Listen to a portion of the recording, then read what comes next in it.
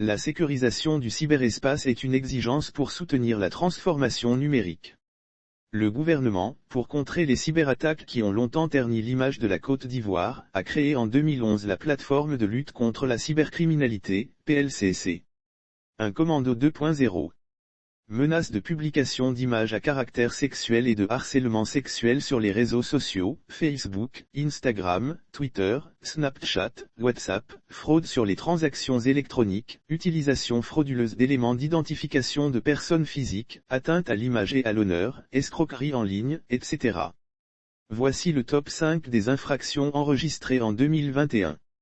Sur la page Facebook de la PLCC, des récits des arnaques des cybercriminels interpellés par la police ivoirienne défilent. Turpide et parfois dramatique. Les investigations menées par la PLCC, avec l'appui du laboratoire de criminalistique numérique, LCN, ont permis de remonter à KKJ. Interpellé, puis conduit dans les locaux de la PLCC, KKJ reconnaît qu'il est l'auteur des menaces à l'encontre de GSM, peut-on lire sur la page Facebook de la PLCC. KKJ menaçait une jeune fille de publier des images à caractère sexuel, obtenues d'elle grâce à une utilisation frauduleuse d'éléments d'identification. Selon le directeur de l'informatique et des traces technologiques, DIT, au ministère de l'Intérieur et de la Sécurité, colonel Moussa Guelpetchin Ouattara, la plateforme enregistre, en moyenne, 4500 à 5000 plaintes par an. Composée d'enquêteurs, d'ingénieurs et de techniciens en matière de lutte contre la cybercriminalité, la PLCC effectue des enquêtes judiciaires et organise la traque contre les cybercriminels. L'intensification de la lutte et le renforcement des moyens déployés ont permis à la structure d'accentuer la traque. Ainsi, le nombre d'affaires prises en charge est en nette augmentation.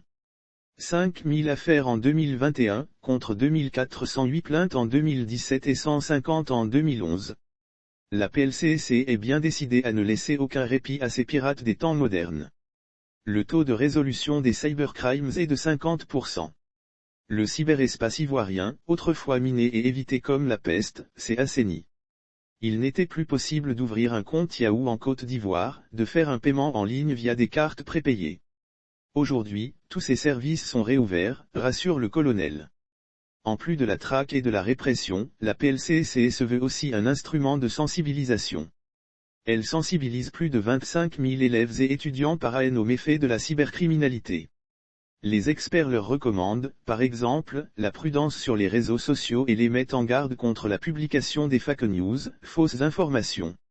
Après la création de la plateforme en 2011, le gouvernement va renforcer, en 2013, l'arsenal juridique en adoptant la loi numéro 2013-451 du 19 juin 2013 portant lutte contre la cybercriminalité.